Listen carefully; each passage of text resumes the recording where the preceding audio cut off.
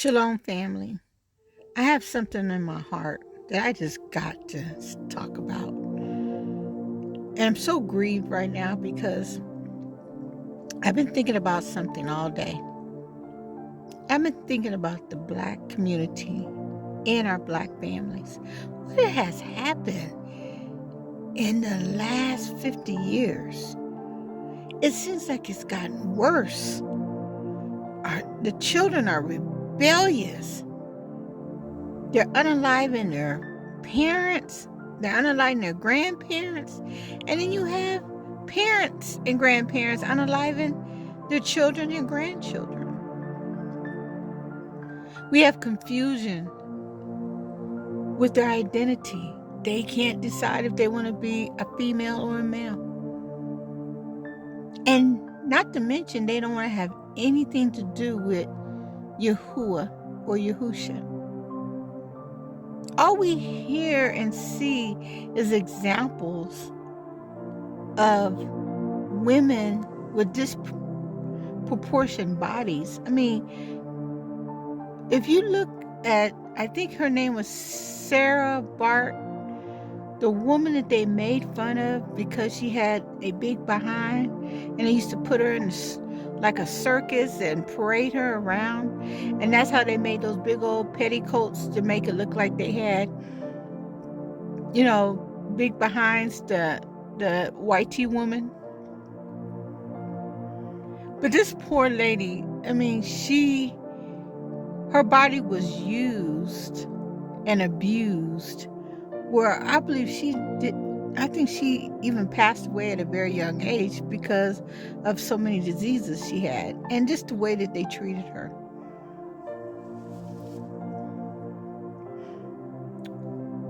What grieves me so much is because I've been born in the 60s. And I remember a time when we used to go to the park and we used to watch the guys playing basketball, and we would have the boom box out playing the music, the Daz Band and Confunction, Funkadelic, and Lakeside. We had some the barges out there, Michael Jackson's and the Jackson 5, and just all the 70s, Peaches and Herb, and all these, KC and the Sunshine Band. We had a time where we all came together. I remember just some of my friends would be braiding hair. Some of us be doing nails, some of us be singing. I remember everybody on my block used to have some kind of instrument. If it was the trumpet, it was the saxophone, it was the drums where they had the little buckets with some sticks, the trombones, the French horns. I mean, everybody on my block knew how to play an instrument.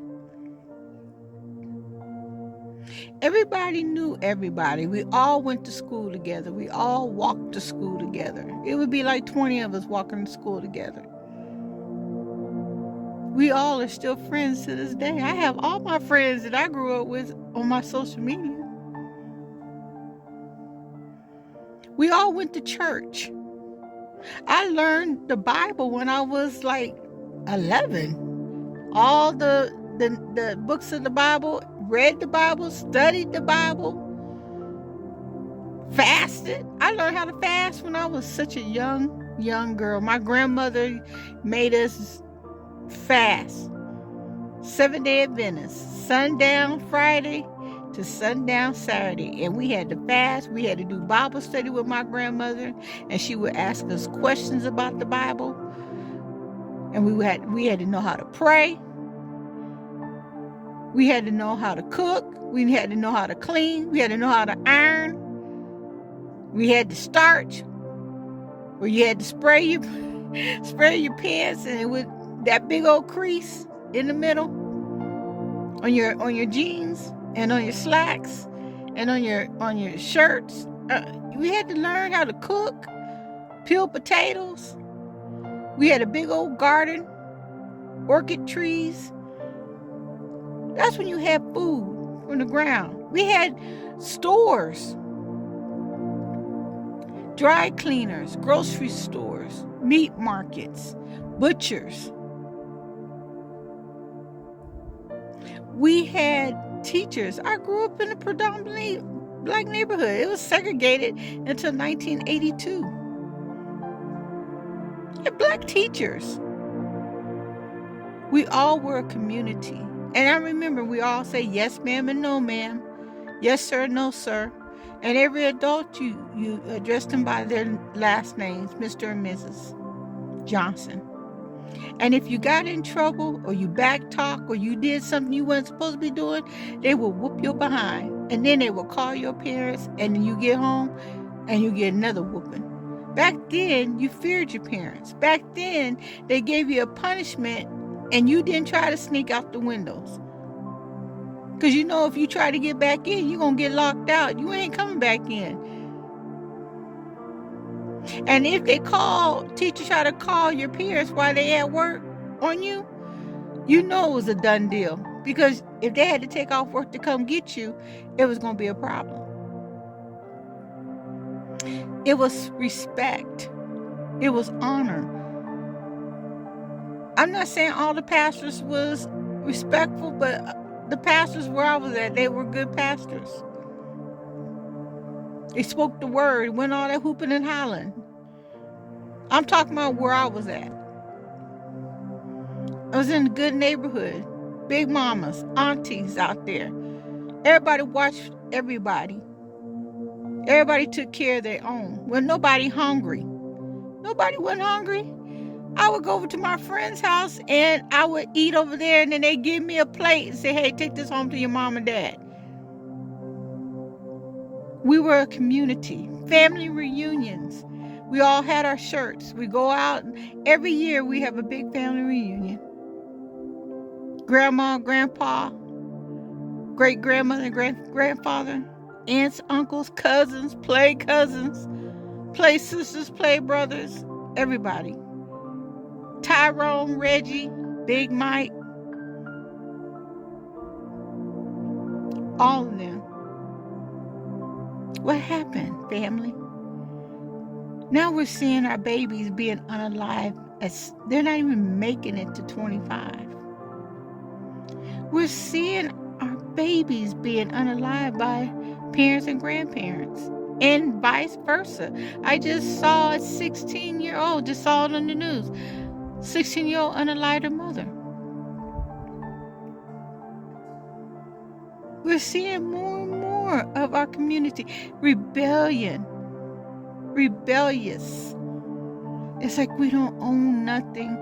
Everything's profanity this, profanity that.